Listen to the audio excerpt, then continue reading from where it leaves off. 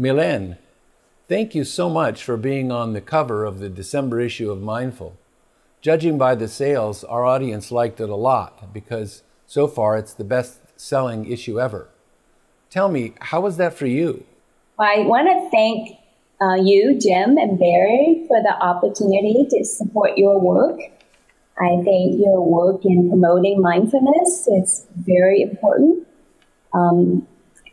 Mindfulness is really the core principle of health and well-being, and I'm just very delighted to be a part of it. So thank you. Thank you for those kind words. So when we first met, you were a colonel in the U.S. Air Force teaching mindfulness at an Air Force base in New Mexico. Now you're a medical doctor at Walter Reed Military Hospital in the pain clinic. Can you tell us a little bit about how you bring mindfulness into your work at Walter Reed and what you're up to there? So at Walter Reed, I currently do acupuncture to help our pain patients and wounded warriors.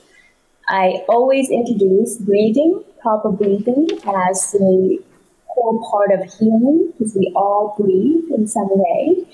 And I find that patients who start to breathe perhaps differently, spending more time being aware of their breath, especially a prolonged exhalation, start to shift in how they think. They become better aware of situation and shift in their healing process.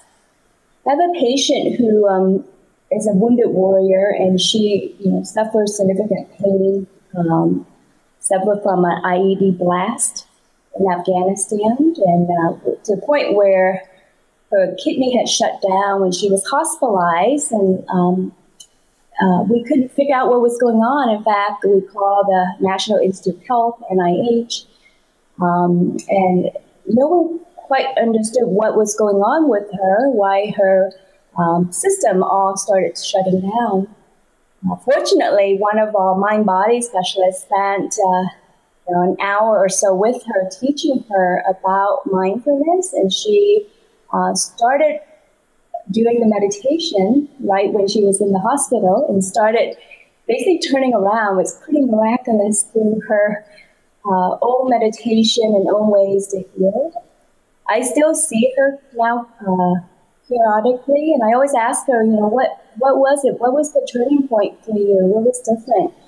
And she said, definitely meditation. That was sort of a healing tool that helped her to get back on the path of healing.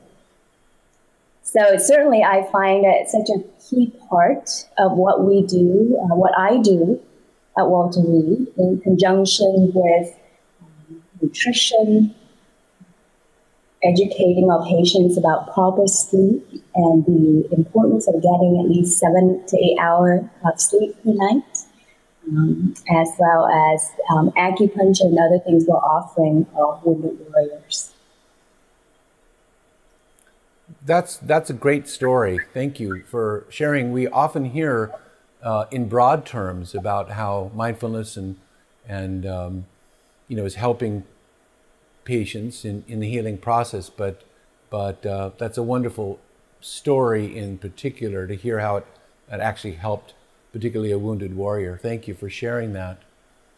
Can you looking forward into 2016, what sort of advances or next steps or important areas would you have us look at for how mindfulness can help with medicine and health in 2016?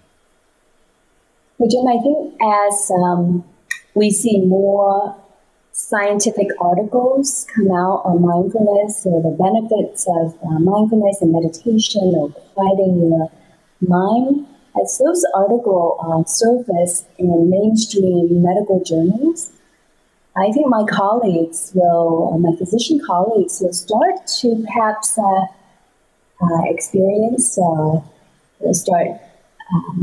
doing some form of meditation, quieting their minds and being more present.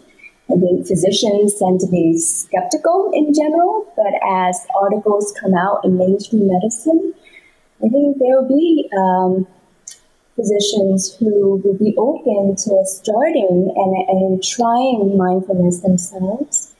And I know as my colleagues start implementing or building mindfulness as part of their routine, they will see the benefit and will undoubtedly share with their patients.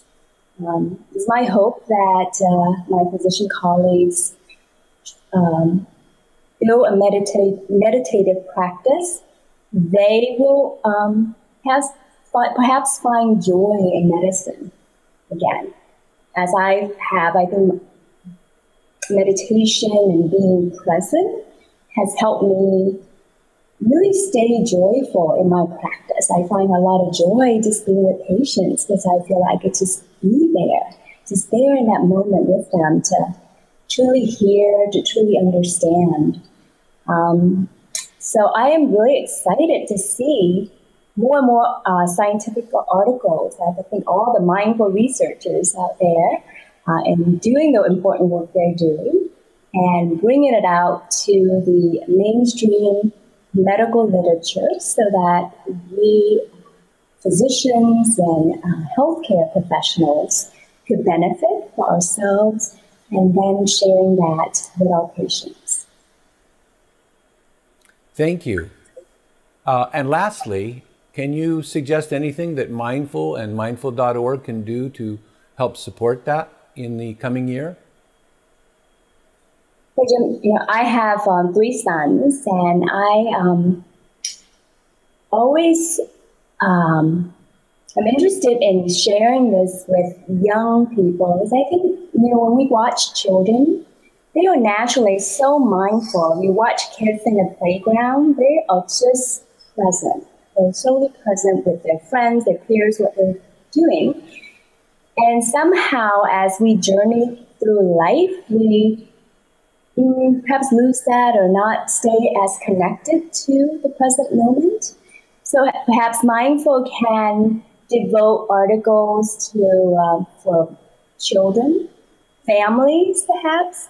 I think there are multiple stressors for parents, professional workers, especially parents with young children. But having sort of tips, perhaps, that parents can introduce into the home so that our future generation can benefit from knowing this early on and building mindfulness practice as part of their daily routine from a very young age. Thank you, Mylène.